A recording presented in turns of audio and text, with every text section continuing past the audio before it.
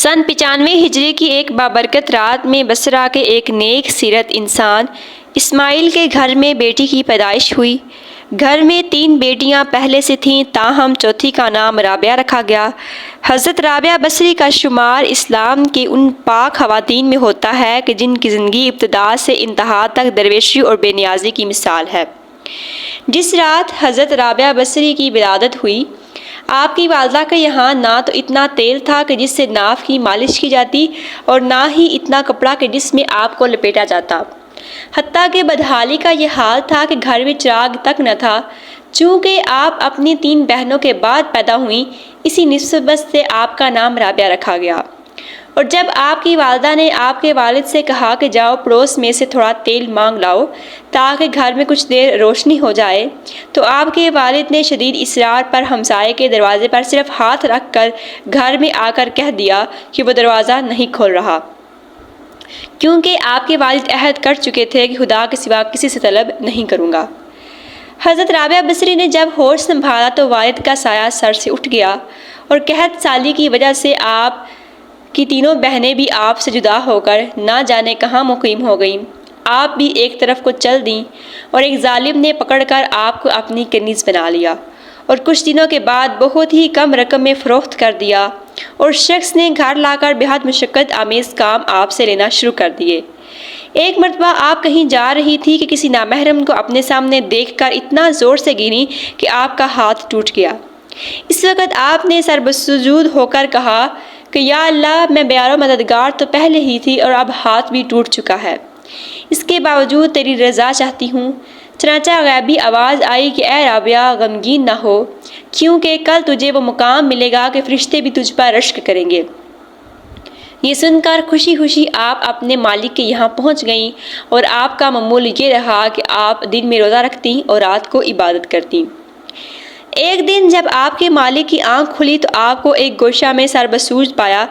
معلق نور آپ کے سر پر فروزاں تھا، جبکہ اللہ عز و جل سے یہ عرض کر رہی تھی کہ اگر میرے بس میں ہوتا تو میں ہمہ وقت تیری عبادت کرتی، لیکن چونکہ تو نے مجھے غیر محکوم بنا دیا ہے، اس لیے تیری بارگاہ میں دیر سے حاضر ہوتی ہوں۔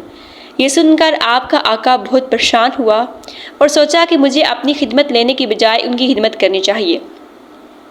چنانچہ صبح ہوتے ہی آپ کو آزاد کرنے کی استدعا کی اور آپ رابعہ بصری سے عرض کیا کہ یہیں قیام فرمائیں تو میرے لیے سعادت ہے، اگر آپ اور کہیں جانا چاہیں تو آپ کو اختیار ہے۔ یہ سن کر آپ حجرے سے باہر نکل آئیں اور ذکر میں مشغول ہو گئیں۔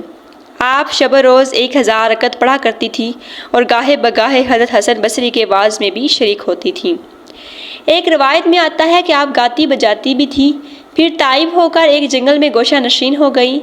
پھر جس وقت سفر حج پر گئیں تو آپ کا ذاتی گدھا بہت کمزور تھا۔ جب آپ اس پر سامان لاد کر روانہ ہوئیں تو راستے میں گدھا مر گیا۔ یہ دیکھ کر اہل قافلہ آپ کو تنہا چھوڑ کر آگے بڑھ گئے۔ آپ نے بارگاہ خداوندی میں عرض کیا کہ نادر و عاجز کے ساتھ یہی سلوک کیا جاتا ہے کہ پہلے تو اسے اپنے گھر کی جانب مدعو کیا، پھر راستہ میں گدھے کو مار ڈالا اور مجھے جنگل میں تنہا چھوڑ دیا۔ ابھی آپ کا شکوہ ختم نہیں ہوا تھا کہ گدھے میں جان آ گئی اور آپ اس پر سامان لاد کر عازم مکہ ہوئیں۔ جب مکہ پہنچی تو چند روز بیابان میں قیام کر کے رب کی بارگاہ میں عرض کیا کہ میں اس لیے دل گرفتہ ہوئی کہ میری تخلیق تو خاک سے ہوئی ہے اور کعبہ پتھر سے تعمیر کیا گیا ہے، اس لیے میں تجھ سے بلا واسطہ ملاقات کی خواہش مند ہوں۔ چنانچہ بلا واسطہ اللہ نے مخاطب ہو کر فرمایا کہ اے رابعہ، کیا نظام عالم درہم بھرم کر کے سارے عالم کا خون اپنے سر پر لینا چاہتی ہے؟ کیا تجھے معلوم نہیں کہ جب موسیٰ علیہ السلام نے دیدار کی خواہش کی اور ہم نے اپنی تجلیات میں سے ایک چھوٹی سی تجلی طور سینا پر ڈالی تو وہ پاش پاش ہو گیا۔ اس کے بعد جب دوبارہ حج کو گئیں تو دیکھا کہ خانہ کعبہ خود آپ کے استقبال کے لیے چلا آ رہا ہے۔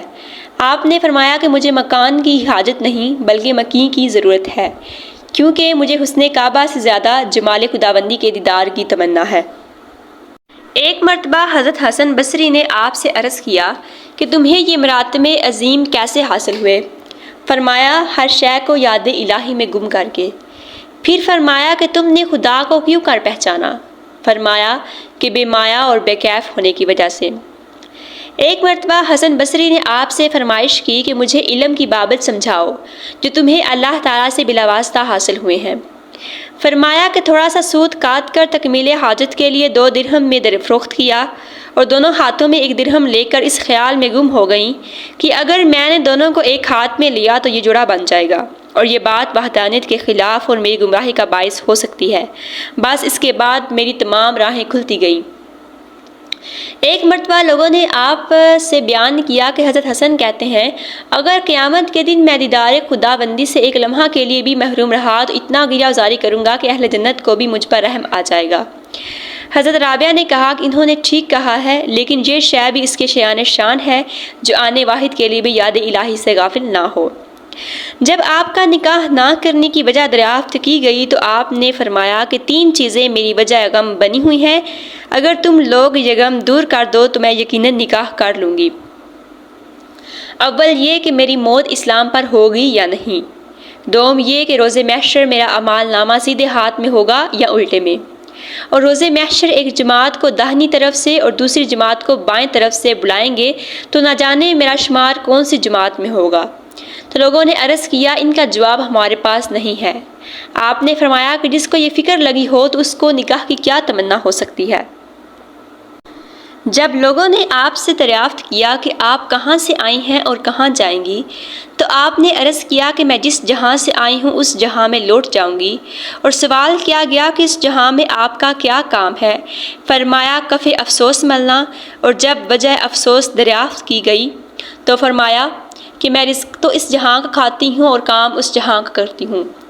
ایک مرتبہ کسی نے آپ سے کہا کہ جس کی آپ عبادت کرتی ہیں کیا وہ آپ کو نظر بھی آتا ہے؟ فرمایا اگر نظر نہیں آتا تو عبادت کیوں کرتی؟ آپ ہر وقت گریہ زاری کرتی رہتی۔ جب لوگوں نے وجہ دریافت کی تو فرمایا کہ میں اس فراق سے خوفزدہ ہوں جس کو محبوب تصور کرتی ہوں، اور کبھی ایسا نہ ہو کہ دم نزاع یہ ندا نہ آ جائے کہ تو لائق بارگاہ نہیں ہے۔ آپ سے لوگوں نے سوال کیا کہ کیا خدا بندے سے کس وقت خوش ہوتا ہے؟ فرمایا کہ جب بندہ محنت پر اس کا شکر ادا کرتا ہے۔ لوگوں نے فرمایا کہ عاصی کی توبہ قبول ہوتی ہے یا نہیں؟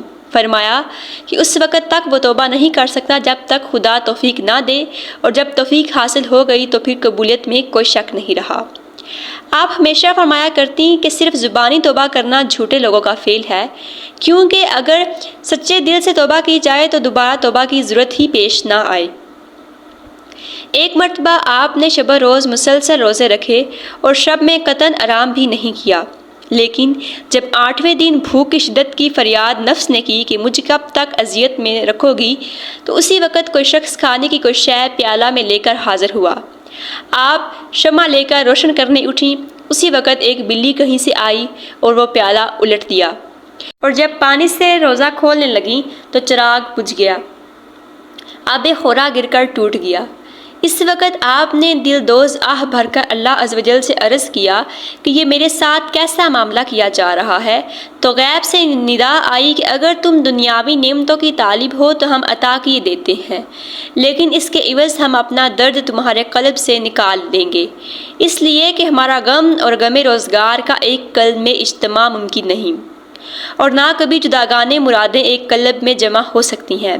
یہ ندا سنتے ہی اپنا دامن امید چھوڑ کر اپنا قلب جب دنیا سے اس طرح خالی کر لیا کہ جیسے موت کے وقت مرنے والا امید زندگی کو ترک کر کے قلب کو دنیاوی تصورات سے خالی کر دیتا ہے۔